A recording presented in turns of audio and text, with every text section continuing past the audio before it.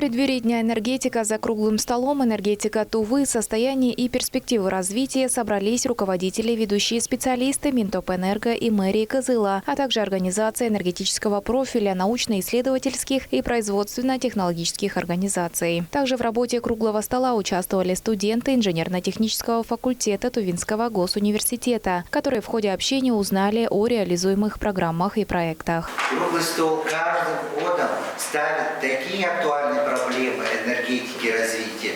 Прежде всего, это связано с освоением, конечно, минеральной сырьевой базы.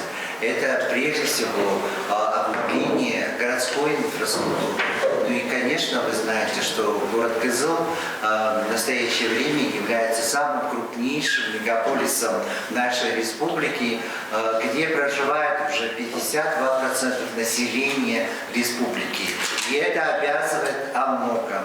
А инженерно-технический факультет, экономический факультет, специалисты, ученые нашего университета готовят именно те проекты для развития энергетики и экономики нашей республики. Перевод электроэнергетики в России на цифровой режим утвержден на правительственном уровне. Цифра должна прочно войти в энергетику до конца 2030 года. О построении интеллектуального электросетевого комплекса в Туве рассказал начальник службы релейной защиты и автоматики АО «ТВэнерго» Дмитрий Долгополов. Переход в цифровой формат знаменуется решением по 13 труднодоступным населенным пунктам, в которых электроэнергия обеспечивается дизельными электростанциями. О состоянии и перспективах развития децентрализованного электроснабжения потребителей республики рассказал директор ООО «Дизель» Алим Хертек. Он сообщил о принимаемых мерах по строительству солнечных электростанций на территории республики и призвал будущих энергетиков принять активное участие в этом деле.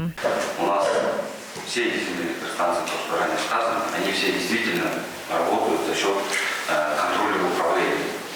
Это касается одного дизельной электростанции, который можно наблюдать, то есть то же самое по журналу событий, там, списка аварий, то есть самое, как у нас автомобили инжекторные двигателя, которые сейчас пошли, новые выпуски, иностранные производства. То же самое у нас получается. Подключился кабель, и ты видишь, что произошло, и куда искать неисправность. То есть дизельные электростанции у нас на сегодняшний день такие же, получается, за счет контрольного управления мы уже видим. И, соответственно, мы задаем свои параметры, свои программы, свои алгоритмы управления, свои электрические схемы. То есть мы задаем дизельные электростанции, как работать. Это то же самое касается тематики, которая система автономного управления.